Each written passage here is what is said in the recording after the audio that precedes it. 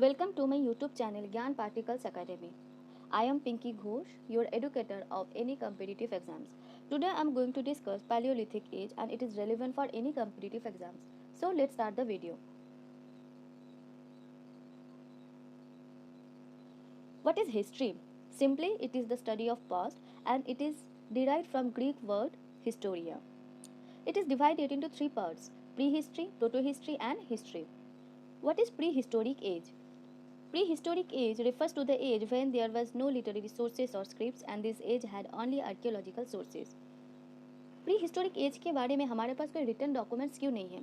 क्योंकि इस एज में इंसान के डेवलपमेंट उतना ज़्यादा नहीं हुआ था। इंसान खुद अपने आसपास के लोगों के साथ या आसपास के जो भी लोग थे उन लोगों के साथ अच्छे से बातचीत नहीं कर पाते थे। उस टाइम लोग कम्युनिकेट नहीं कर पाते थे क्योंकि भाषा का डेवलपमेंट नहीं हुआ था। उनका ब्रेन इतना ज़्यादा डेवलप नहीं हुआ था कि वो कुछ भी रीडिंग राइटिंग के कुछ भी स्टफ कर सके, है ना। तो इसीलिए इस एज के बारे में हमारे पास कोई भी रिटन डॉक्यूमेंट्स नहीं है क्योंकि उस टाइम के जो भी लोग थे उन्होंने कुछ भी राइटिंग नहीं किया था, नहीं कर पाते थे, इसलिए नहीं किया था।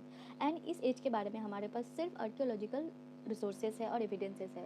आर्कियोलॉजिस्ट जब धरती की खुदाई किए और उस खुदाई के दौरान हमें जो भी सामान मिले, जैसे वेपन्स हो गए, स्कल्स हो गए या फिर टूल्स हो गए, यूटेंसिल्स हो गए, तो उस आर्कियोलॉजिकल एविडेंसेस के थ्रू हमें इस एज के बारे में पता चलता है। Archaeologist Robert Bruce Foote discovered first Paleolithic tool in India and that is Pallavaram hand axe. Archaeologist Sir Mortimer Wheeler gave us knowledge about prehistorical culture in India and their sequences. Mortimer Wheeler ने बताया कि India में pre historical culture कैसा था और उनके sequences क्या थे, ठीक है। It's time period span from 30 lakh BC to 600 BC. This prehistoric age comprises with lithic age or stone age, chalcolithic age or copper stone age and iron age. Lithic age और stone age मतलब कि जिस as में सबसे ज़्यादा stone का use होता है, इंसान डिगिंग करने के लिए, हंटिंग करने के लिए या फिर कहीं पे माइग्रेट करने के लिए, अपने आप को बचाने के लिए फ्रॉम वाइल्ड एनिमल्स, वो सबसे ज़्यादा स्टोन का यूज़ करते हैं एंड दैट्स वाई इस एज का नाम हो जाता है स्टोन एज और लिथिक एज। टाइम पीरियड है इस एज का फ्रॉम 30 लाख BC से 1000 BC।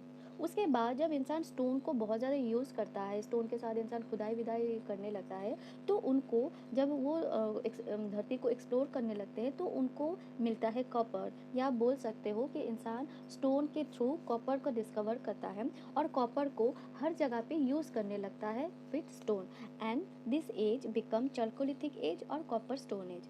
टाइम पीरियड था फ्रॉम 3500 BC टू 1000 BC। उसके बाद इंसान और ज़्यादा एक्सप्लोर करता है और ज़्यादा रिसोर्स के बारे में पता करने लगता है कि कहाँ पे क्या है, और ऐसे ही खोज करते करते इनको मिलता है आयरन और वो आयरन का भी यूज़ करने लगे with stone and copper and this age become iron age. Time period of this age from 1000 BC to 500 BC।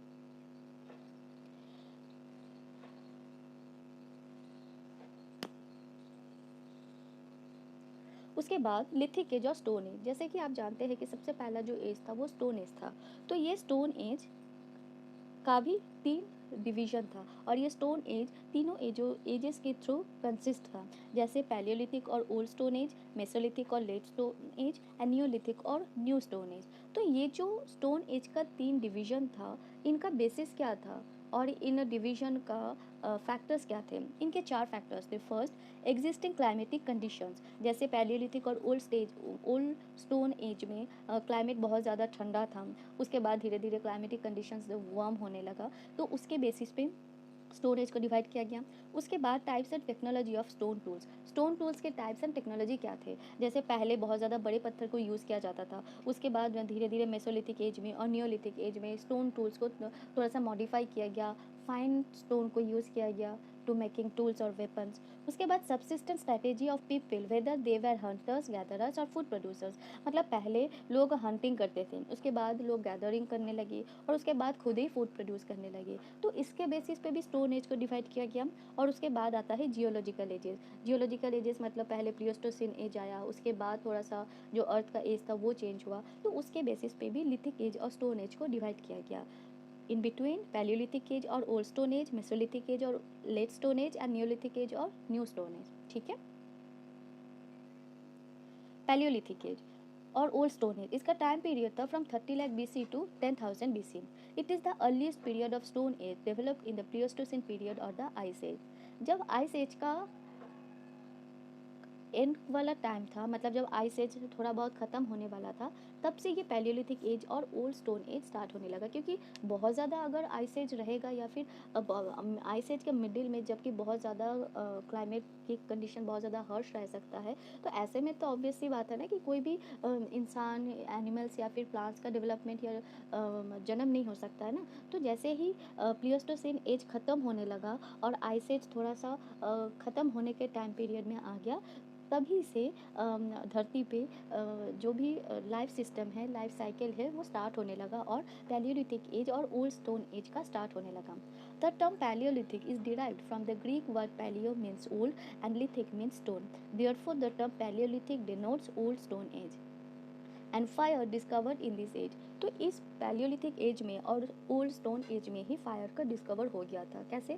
क्योंकि इस टाइम पे लोग सबसे ज़्यादा स्टोन का यूज़ करते थे, है ना, हर एक चीज़ में वो स्टोन का यूज़ करते थे। अब जब इंसान के पास स्टोन रहेगा तो ऑब्वियस सी बात है कि इंसान अपने आसपास में स्टोन को टकराएंगे, एक दूसरे के साथ घिसेंगे और वहीं से चिंगारी इमर्ज हुआ और वहीं से इंसान ने फायर का डिस्कवर कर लिया। सब स्टेजेस ऑफ पैलियोलिथिक पीरियड, जैसे हर एक हिस्ट्री के पीरियड का डिवीजन है, ठीक वैसे ही पैलियोलिथिक पीरियड का भी सब स्टेजेस है। सबसे जो पहला स्टेज आता है वो है लोअर पैलियोलिथिक एज, उसके बाद आता है मिडिल पैलियोलिथिक एज एंड उसके बाद आता है upper Palaeolithic age. Lower paleolithic age, इसका टाइम पीरियड था from 30 lakh BC to 50,000 BC। ये अफ्रीका में सबसे पहले 2 मिलियन ईयर्स अगो पाए जाते हैं और इंडिया में इसका टाइम पीरियड 6 लाख ईयर्स पहले ही था। In this age earth surface was covered with ice. इस टाइम पे अर्थ का हर जगह आइस से ढका हुआ था, बहुत ज़्यादा हर्ष क्लाइमेटिक कंडीशन था। Use less complex stones to make tools. इस टाइम जो भी आदिम मानव थे वो बहुत ज़्यादा कम्प्लेक्स टूल्स को और स्टोन्स को यूज़ नहीं करते थे, वो नॉर्मली रफ भारी पत्थर को ही यूज़ करते थे। यहाँ पे जो भी टूल्स यूज़ करते थे वो जैसे कि वो हैंड एक्स था, क्लीवर्स था, चॉपर्स था, और ये किस लिए यूज़ होते थे? चॉपिंग करने के लिए, डिगिंग करने के लिए, स्किनिंग करने के लिए, जैसे गड्ढा चॉप करना है, गड्ढा करना है या फिर किसी भी एनिमल्स का स्किन को अलग करना है। और इन्हीं सारे काम के लिए बहुत ज़्यादा आपको छोटे पत्थर की ज़रूरत तो होती नहीं है ना, बहुत ज़्यादा बड़े पत्थर से ही आप ये सारे काम कर सकते हो, बड़े पत्थर और जो भारी है, बहुत ज़्यादा हार्ड है। तो इसीलिए यहाँ पे बहुत ज़्यादा रफ एंड हेवी स्टोन का यूज़ किया जाता था। बोरी इन Maharashtra considered to be the earliest site of lower Paleolithic age। Maharashtra की जो बोरी है ये अर्लीस्ट साइट में से एक है। दूसरे साइट्स हैं जहाँ पे लोअर पैलियोलिथिक एज के एविडेंसेस मिलते हैं, वो हैं सोन और सुहान रिवर वैली जो कि अभी पाकिस्तान में है, कश्मीर, थर्ड डेजर्ट में दिडवाना, हिरन valley of Gujarat, rock shelter of Bhimbetka MP, बेलन वैली ऑफ मिर्जापुर UP। इस टाइम पे जो प्री हिस्टोरिक मैन थे वो दो टाइप के होते थे। जैसे सबसे पुराने हैं ऑस्ट्रेलोपिथेकस, उसके बाद होमो हैबिलिस। ऑस्ट्रेलोपिथेकस ये फर्स्ट एप मैन है। फर्स्ट एप मैन मतलब इसमें ह्यूमन एंड एप दोनों के ही फीचर्स थे। ये बाइपेडल थे। इनसे पहले ऑस्ट्रेलोपिथेकस के पहले जो भी आदिम मानव थे वो हमेशा चार पैरों का, हाथ पैरों का यूज़ करते थे चलने के लिए, लेकिन ऑस्ट्रेलोपिथेकस दो पैरों का यूज़ करने लगे चलने के लिए। इनका जो ब्रेन की कैपेसिटी था वो 400 से 500 क्रेनियल कैपेसिटी था। ये फर्स्ट कैटेगरी ऑफ एप है हु हैड बाइपेडल फीचर्स। उसके बाद हमें मिलता है होमो हैबिलिस के बारे में। ये फर्स्ट टूल मेकर थे क्योंकि ये थोड़ा सा डेवलप थे फ्रॉम ऑस्ट्रेलोपिथेकस। ये भी बाइपेडल थे, मूव्ड इरेक्ट, ये थोड़ा सा खड़े हो सकते थे फ्रॉम ऑस्ट्रेलोपिथेकस। एंड इनकी जो ब्रेन कैपेसिटी है वो था 500 to 700 cc। Used tools of chipped stones extensively. ये छोटे छोटे पत्थर का भी यूज़ करने लग गए। उसके बाद आता है मिडिल पैलियोलिथिक एज। ये मिडिल पैलियोलिथिक एज का जो टाइम पीरियड था वो है 50,000 BC to 40,000 BC। Tool size become smaller. इस टाइम पे इंसान जो स्टोन यूज़ करने लगी वो छोटे स्टोन यूज़ करने लगी और जो टूल्स यूज़ करने लगी वो भी उनका साइज छोटा हो गया। Tools are based upon flakes और small pieces of stones. Types of tools are scrapers, borers, points, different blades like tools. तो पहले इंसान सिर्फ हॉर्न करता था, उसके बाद जब इंसान थोड़ा सा एक्सप्लोर करने लगा तो उनको डिफरेंट डिफरेंट प्लांट्स भी मिलने लगे, डिफरेंट डिफरेंट एनिमल्स भी मिलने लगे और यहाँ पे जो भी स्टोन टूल्स था उनका यूसेज अलग अलग होने लग गया। There was a decrease in use of hand axes in relation to other tools. Sites in river valley of Son, Narmada, Tungabhadra, Potwar plateau between Indus and Jhelum, Sanghao cave near Peshawar, Pakistan. इन सारी जगह में इस एज के बारे में हमें एविडेंसेस मिलते हैं। This site Nevasa in Maharashtra reveals the stratigraphical evidences of Middle Paleolithic, and hence the term Nevasian culture is given to Middle Paleolithic culture in India. This site is located on the banks of river Pravara, tributary of river Godavari. अब नेवासा जो कि महाराष्ट्र की एक जगह है, यहाँ पे हमें इंडिया में मिडिल पैलियोलिथिक एज के बारे में बहुत सारे एविडेंसेस मिलते हैं, और इसीलिए इस जगह के ऊपर बेस करके इस कल्चर को नेवासियन कल्चर के नाम से भी फेमस करवाया गया था। और ये जो नेवासा है ये बैंक ऑफ रिवर प्रवरा के आसपास में स्थित है, और ये जो रिवर प्रवरा है ये रिवर गोदावरी का ही एक ट्रिब्यूटरी है। यहाँ पे इस एज में जो प्री हिस्टोरिक मैन थे उनका नाम था होमो इरेक्टस। होमो इरेक्टस ये फर्स्ट इरेक्ट मैन थे, मतलब ये थे पहला इंसान जो सबसे पहले सीधे खड़े होने लगे। इससे पहले जो भी ऑस्ट्रेलोपिथेकस थे या होमो हैबिलिस थे वो थोड़ा सा झुकते थे, लेकिन ये लोग उनसे ज़्यादा बेटर खड़े होने लग गए, सीधा चलने लग गए। इनकी जो ब्रेन की कैपेसिटी थी वो 800 to 1200 क्रेनियल कैपेसिटी था।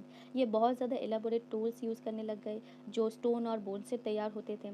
ये बड़े बड़े जानवर को मारने लगे, और ये फायर का यूजेज भी जानने लग गए थे। ये लॉन्ग डिस्टेंस में माइग्रेट करते थे। उसके बाद आता है अपर पैलियोलिथिक एज, जिसका टाइम पीरियड है from 40,000 BC to 10,000 BC। This period is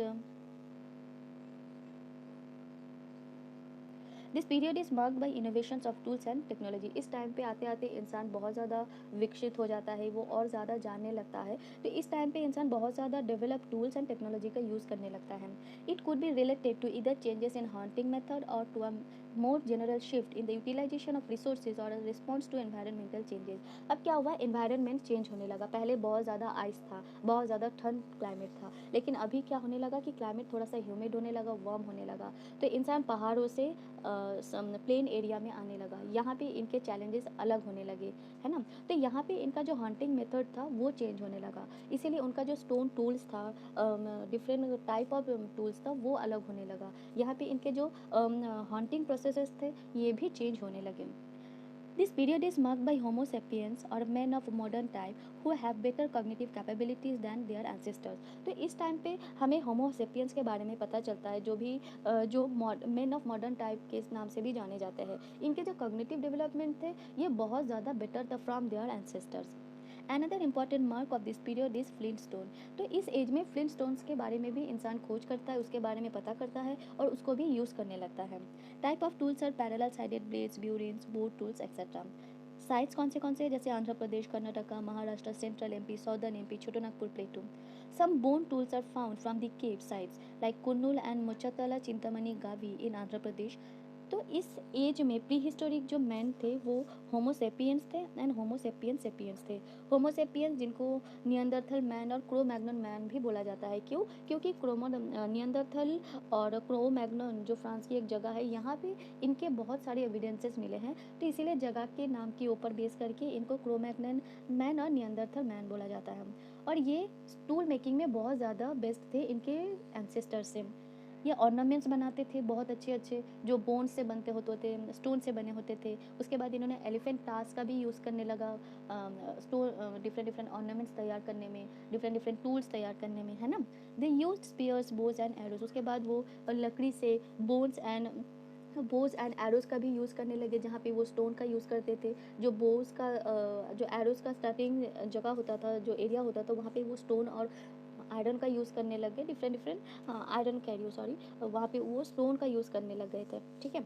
उसके बाद आता है होमो सेपियंस जो हर जगह पे spreading all over the world about 10,000 BC।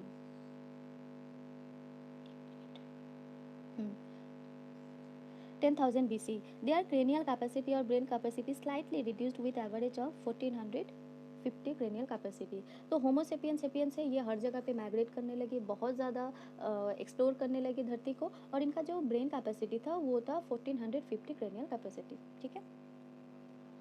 तो इस एज में लोगों का लाइफ क्या था, way of life and main characteristics. Way of life मतलब palaeolithic man were food gatherers who lived on hunting and gathered wild fruits and vegetables. वो animals को हॉर्न करते थे, उनको आग में जला के खाते थे, और गैदरिंग में वाइल्ड फ्रूट्स और वेजिटेबल्स को रखते थे।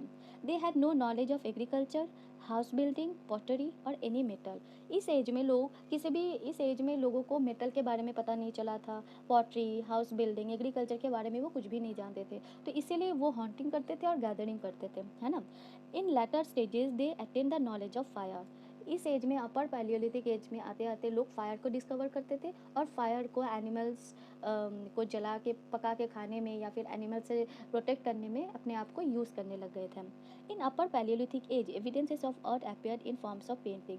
अपर पैलियोलिथिक एज में लोग थोड़ा बहुत पेंटिंग करने लग गए थे। अब उस टाइम के पेंटिंग हमारे पेंटिंग से बहुत अलग था। अब जैसे उनके पास हमेशा पत्थर होते थे, तो वो पत्थर से क्योंकि उस टाइम पे वो सबसे ज़्यादा पत्थर के यूज़ करते थे, है ना, केव के अंदर रहते थे, तो उन्होंने वो क्या करते थे, लेकिन वो अच्छे से बोल नहीं पाते थे, वो उनका लैंग्वेज, उनका वोकल कट बहुत ज़्यादा डेवलप नहीं हुआ था, तो इसीलिए वो क्या करते थे कि अपने आपस में कम्युनिकेट करने के लिए, या मानो कोई भी चीज़ किसी ने देखा है, अब वो उसका नाम नहीं जानते हैं, तो एक दूसरे को कैसे बताएंगे कि उन्होंने क्या देखा, तो इसीलिए आपस में कम्युनिकेट करने के लिए वो क्या करते थे, केव के वॉल पे जो भी पत्थर था उससे हल्का फुल्का एक चित्र बना देते थे, ताकि उनके जो आसपास के लोग थे उस जानवर के बारे में या उस प्लांट के बारे में या उस एरिया के बारे में थोड़ा बहुत पता चल सके, या जो इंसान बताना चाहता है उसके बारे में पता चल सकता है, ठीक है।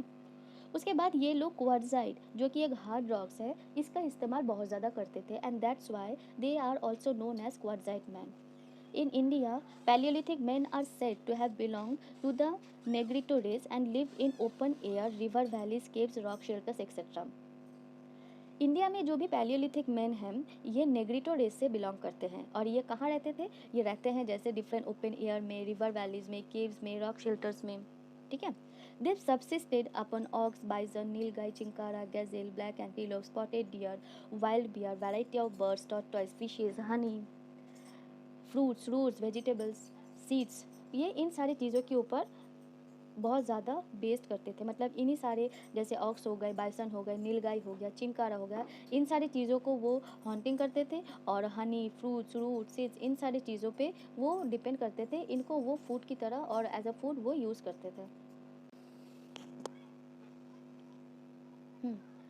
तो जैसे कि बताया कि ये जो इंसान थे ये इन सारी चीज़ों पे बेस्ड थे, है ना। People were lived with in a small community band society having less than 100 people और नो हेड। तो यहाँ पे इस टाइम पे जो भी आदिम मानव थे वो अब छोटे छोटे कम्युनिटी बना के रहते थे।